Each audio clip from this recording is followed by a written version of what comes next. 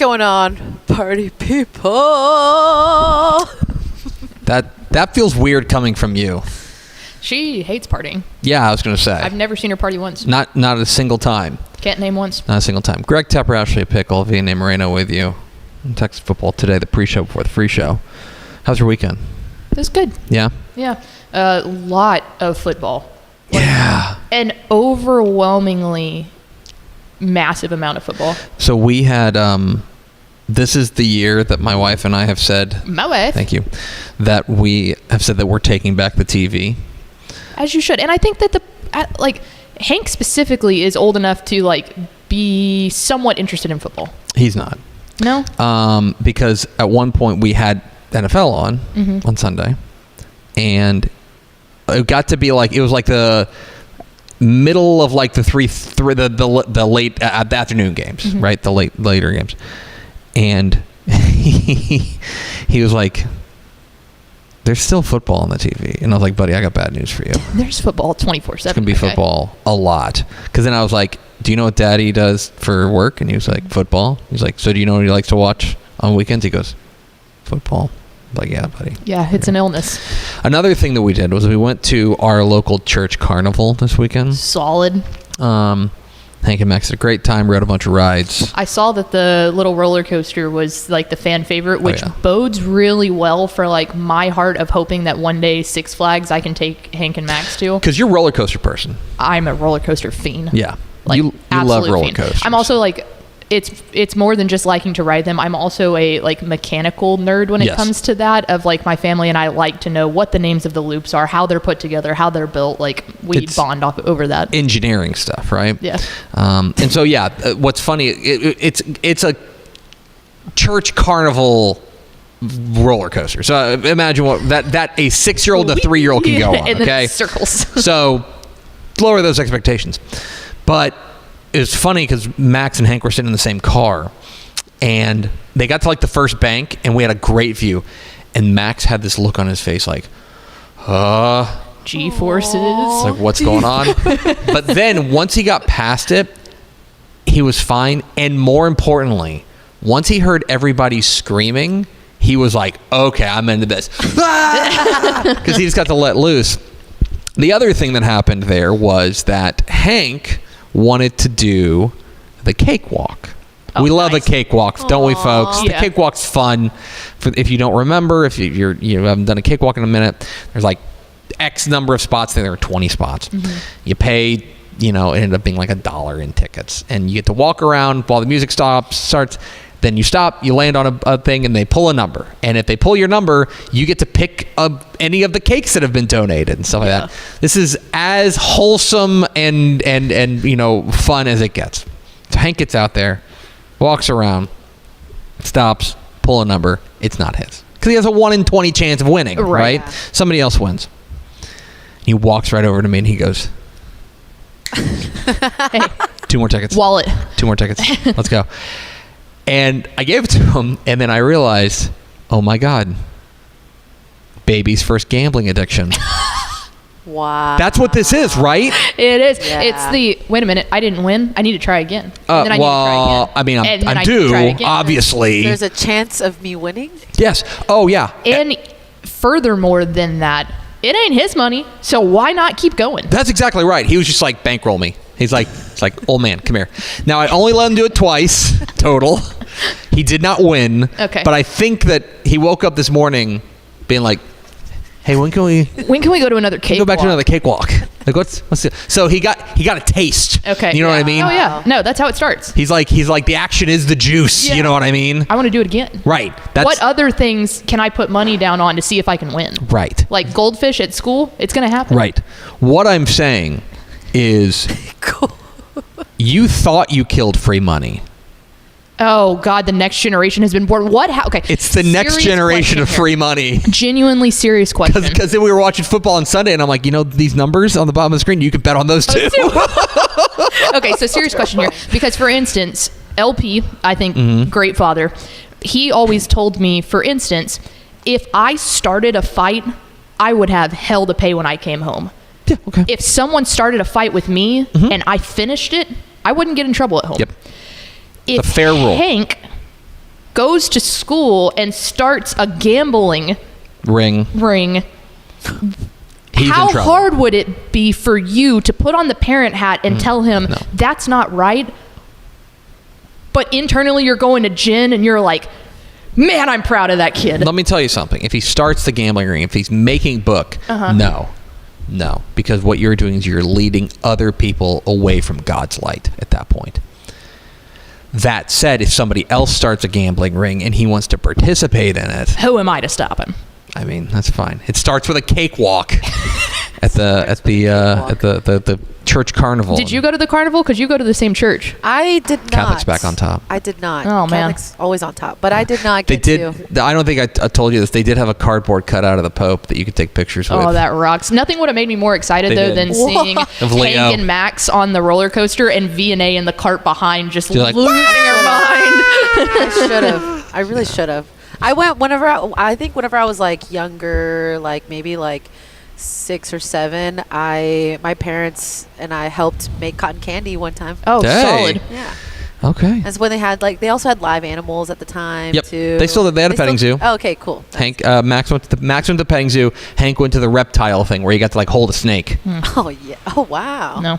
He's braver than I am. I didn't do it. Me too. I'm out on reptiles. I'm okay with reptiles. It's insects that I can't do. Like, Yeah. you go into the insect house at the Dallas Zoo. Insect house. Ain't Oh yeah, no, they got a whole. No, and don't even get me started on that. Can I do this in final thoughts? I have some thoughts about the Dallas Zoo insect house. Let's talk some high school football. Hit at the Expo.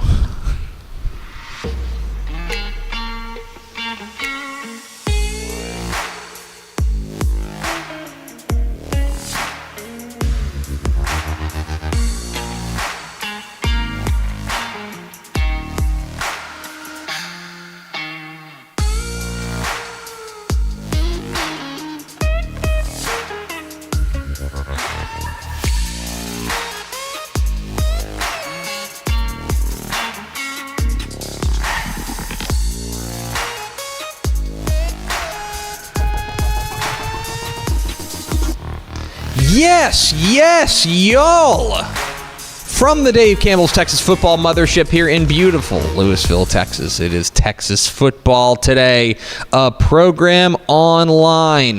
My name's Greg Tepper. I'm the editor-in-chief of Dave Campbell's Texas Football Magazine and TexasFootball.com. Thank you for spending part of your day with us. Whether you're watching us live at TexasFootball.com, Facebook, YouTube, Twitter, Instagram, right? With Grammon? She said to nobody. We on the gram. Or Grammon. Or you'll listen to the podcast, which you can subscribe to on the podcast vendor of your choice. Either way, thank you for doing your part. Support your local mediocre internet show. Sitting to my right, in the jump seat, Howdy. the executive producer of Dave Campbell's Texas Football and Dave Campbell's Texan Live, Ashley Pickle, and the co-host of Dave Campbell's Texas Football Tonight. Yes. So you're, I have been in this seat a lot. yeah, you're actually getting very comfortable in that seat. I am, yeah. Yeah, that's fine. Yeah, it's starting to become my seat. Remember that, Matt Stepp. Sitting in the booth today, making us sound good, twisted and tweaking. That is our friend V&A Moreno. Howdy, V&A Moreno. Hello, everyone. Hello. So happy to be here. We are thrilled to have you.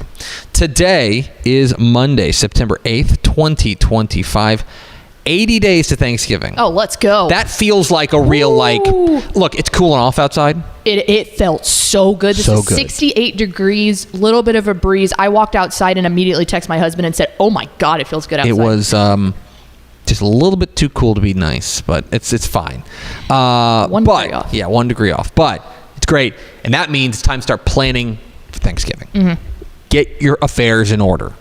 Wherever you keep your affairs, get them in order. Okay. Happy birthday to P!NK. Pink is her name. Oh, Hey. I like pink. Today's her birthday. Apparently, she still does like crazy concerts. Well, she's 46, so I don't know. I think she's still got the juice. She may still have the juice. The juice. It is episode 1879. On today's show, folks, it's Monday Morning Fallout. We are overreacting to the football weekend. A ton to get into across the Lone Star State. So, that sound good to you? Let's party. Sound good to you? Let's V&A, go. hit the air raid siren. It's time for Monday Morning Fallout.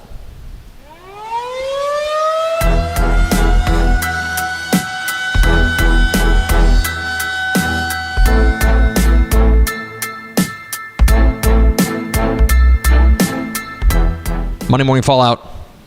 when we overreact to the football weekend, plenty of overreaction to do, plenty of things to overreact to across the state of Texas. Let's start with Tepper's take, 2-0. So there are, I believe, I think it's 300 teams that are 2-0 right now. About 300 teams. And some of them, not a surprise. South Lake Carroll, 2-0.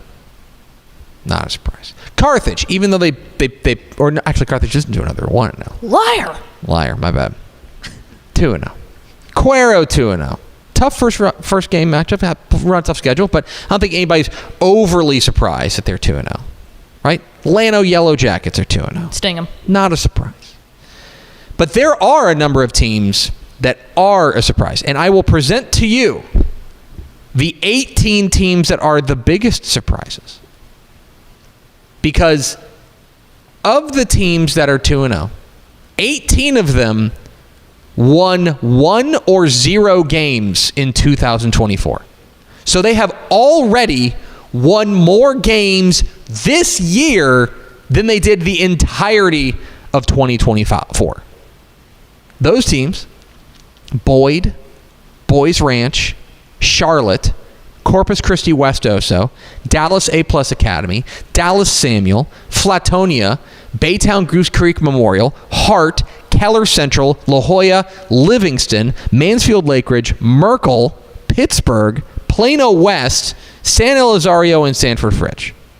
Those 18 teams either went 0 for last year or they only won 1 game. And now they are 2-0. They are feeling good about themselves, and they are among the elites in Texas high school football. And so not all undefeated teams are created equal, but these particular 2-0 teams, I think it's particularly special. That's Tepper's take. All right, time for Pickles point, and y'all messed up. So if you watch Texas football tonight, you will remember that Greg Tepper opened with movie references. So we're going to bring that back to Monday Morning Fallout. And in Pickles point this week, we're going to take a week to look at the Texas high school football sorting hat. I'm a massive Harry Potter fan, so we're bringing Harry Potter into this. So basically, we're going to compare them to the 4 Harry Potter houses. So first off, you've got your Gryffindor. That's your Harry Potter, your Ron, your Hermione. They're known for bravery and daring. So I'm going to compare that to a Texas high school football solidified contender after week 2. And we're going to throw that in at Humble Atascocita. They're the person you expect to be good, and they deliver. They have done that. Card Mack is to Atascocita as Harry Potter is to Hogwarts. Man, he looks incredible. Atascocita's defense has looked great. They look holistically like a solidified contender. We'll see a little bit more of that in week 3 against Westlake, but right now, Atascocita, they are the Gryffindor. You move over to Ravenclaw. This is if you're not familiar with the houses, they value wit, wisdom, intelligence, and creativity. So the Texas high school football way to say that is they're a really good team, but consistency is going to be key here. And for that, we go down to 3A Division II for the Lexington Eagles. So they came in on the year ranked 4th behind Gunner, Tidehaven, and Wall. Feeling really good about that. All 3 of those teams have looked really good to start off the year. They're all 2-0, and they look like massive contenders. With this, you're going to need Lexington to be consistent. Case Evans has to continue to have that offense be high-flying, and the defensive line needs to continue to look really good in order for Lexington to make that big jump and stay in the top 5 of teams that we think could contend for a state championship. Then you head down to Slytherin. This is the Malfoy of the bunch. So their ambition, their cunning, and they have a strong desire for power of success. So right now, how about ARP? Okay, they came in ranked 22nd in 3A Division II in our preseason rankings, and they are off to an incredible 2-0 start. A massive shutout against Harleton in week 1, 49-0. And then they went and beat a Garrison team in week 2, 44-9, who beat Wascom in week 1.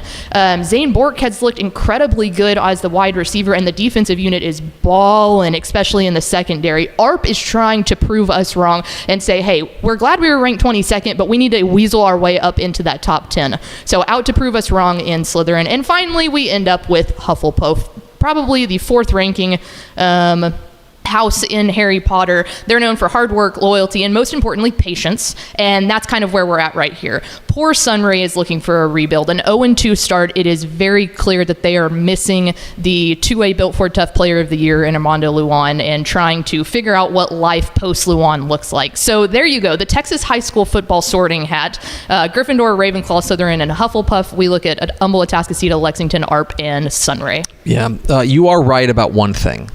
This was a mistake. You gave me way too much power. That was awesome. Gryffindor. Game of the week.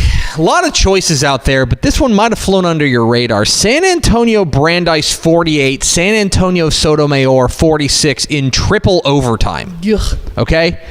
And this game was nuts. It featured nearly 900 yards of total offense.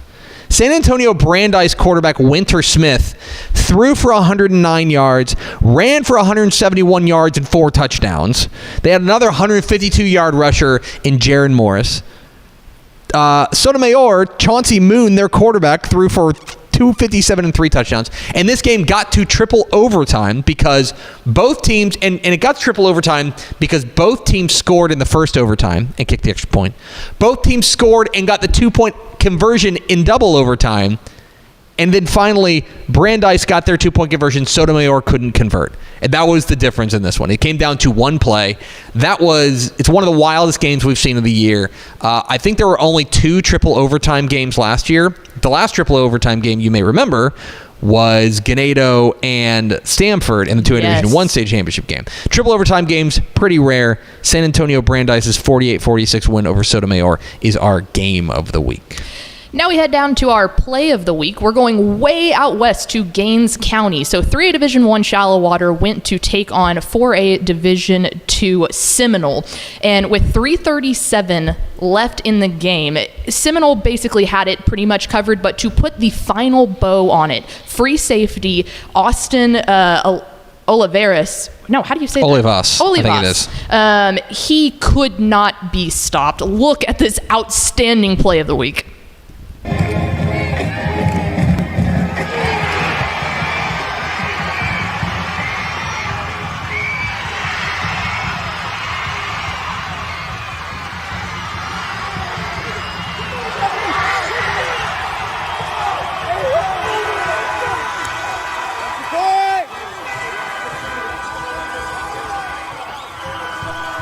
The stop button on every possible He should have been tackled about 4 different times. Yeah. Like he broke into the open field and he had about like 20 good yards, and then it's like, okay, he's gotten squared up.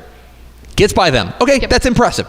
It happened like 3 more times after that. 3 separate occasions in which he probably should have been brought down. Yeah, the very last one, that was a really good block from his teammate to kind of alleviate that one. But those first 2, he just straight up put a juke on him. And there was they just dove right past him.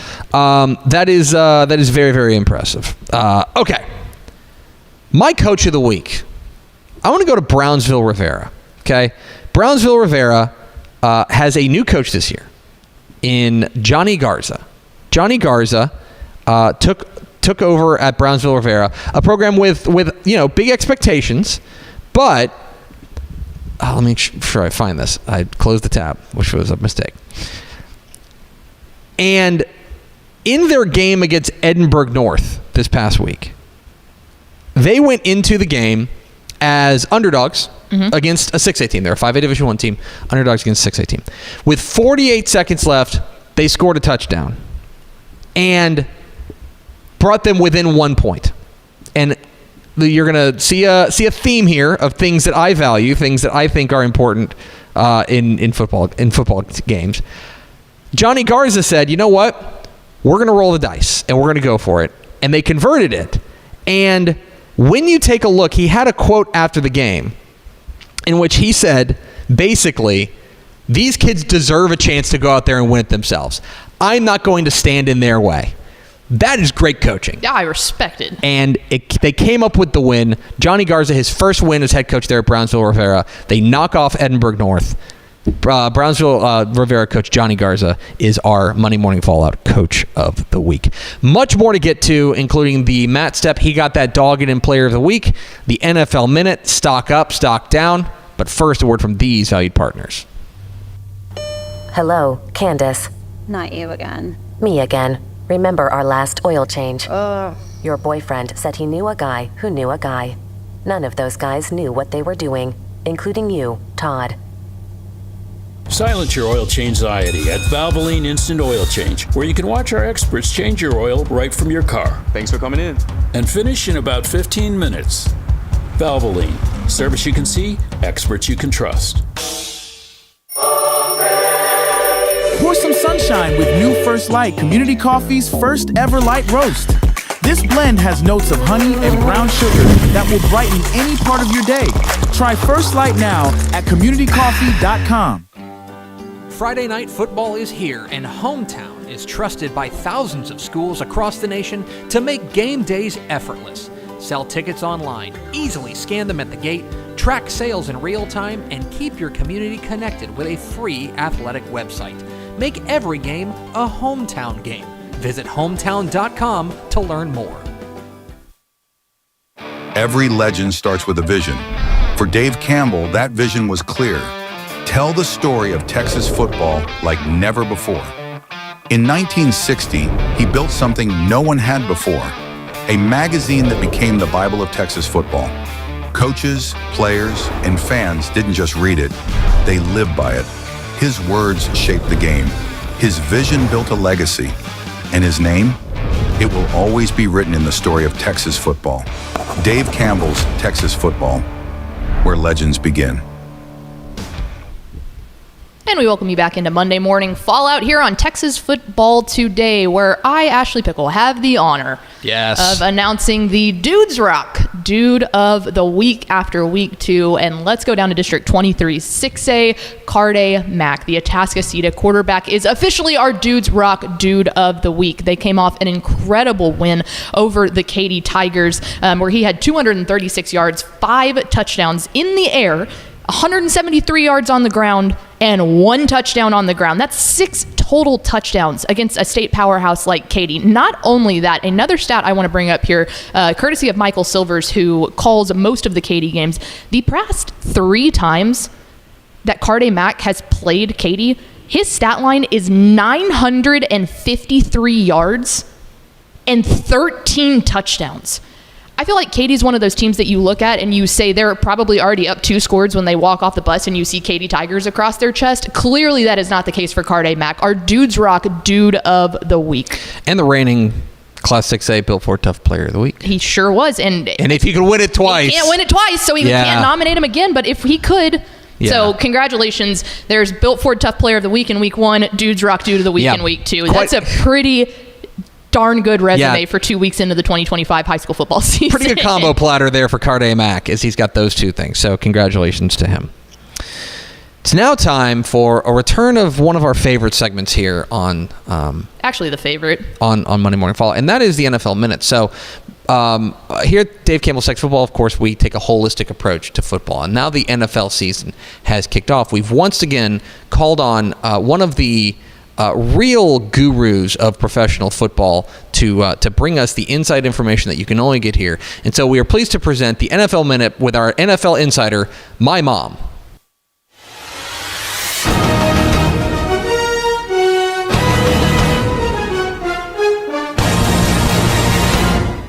Welcome back to the NFL Minute.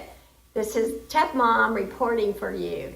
I'm going to highlight Quentin Johnson, who plays for the LA Chargers. He had 5 receptions for 79 yards and 2 touchdowns in their win over Kansas City in Brazil. He attended Temple High School, and they are 2-0 right now, and TCU Horned Frogs. Have a great day. See ya. Thank you, Mom. The production quality. Yeah, the NFL Minute presented by our chief NFL insider, my mom. She looked incredible on camera. Listen, we're trying to up the game. Yeah. I mean, well, like that was part of the contract negotiations, the push-pull of those things. She's like, we need to level this thing up. So new intro, better cameras. Incredible. Yeah. So anyway, we appreciate that deep dive into the NFL. We now take a look at Stock Up. Okay, so this is a team out of 23 6A. Now, we've been talking a lot about 23 6A, but a team that you're probably not going to expect us to talk to. This is a team that had their first varsity season in 2008. Since then, going into their 18th season, there's only 9 seasons that they've had more than 2 wins.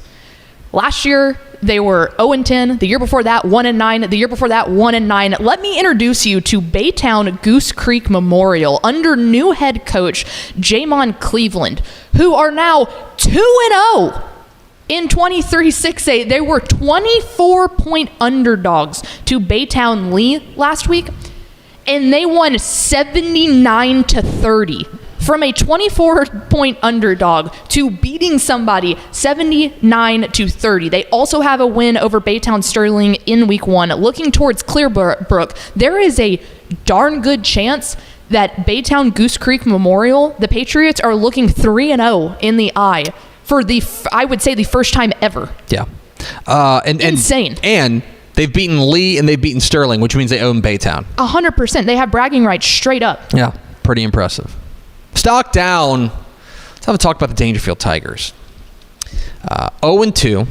Now, I want to be clear that I think they've played a tough schedule. They played Gladewater and they played Tatum, right? Tough schedule.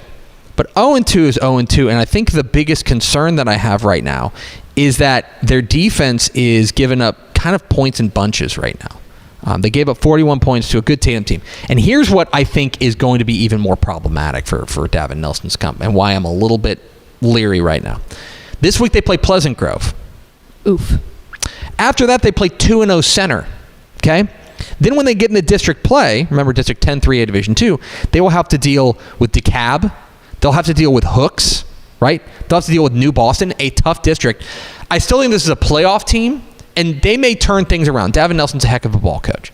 But right now, the first 2 weeks have me a little bit concerned that they may not be the kind of team we had starting the year ranked.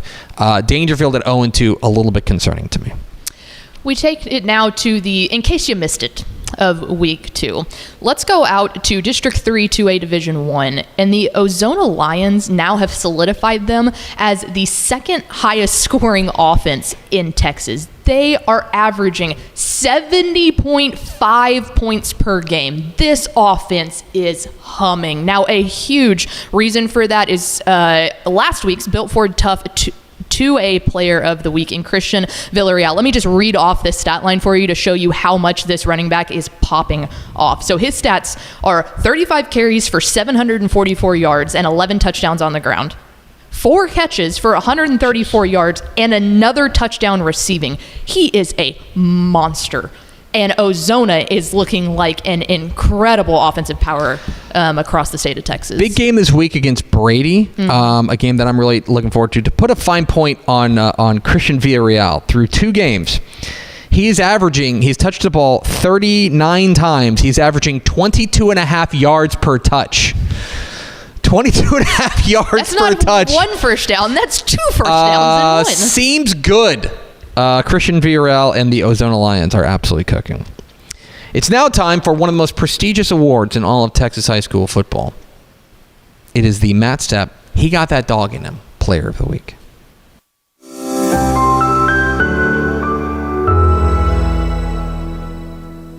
Matt Stepp, Dave Campbell's Texas Football, here at San Antonio International Airport. And before I head back to DFW, I gotta bring you the Week 2 Matt Stepp, He Got That Dog in Him Award. And the winner of the Week 2 Matt Stepp, He Got That Dog in Him Award is none other than Alamo Heights running back DK Garza.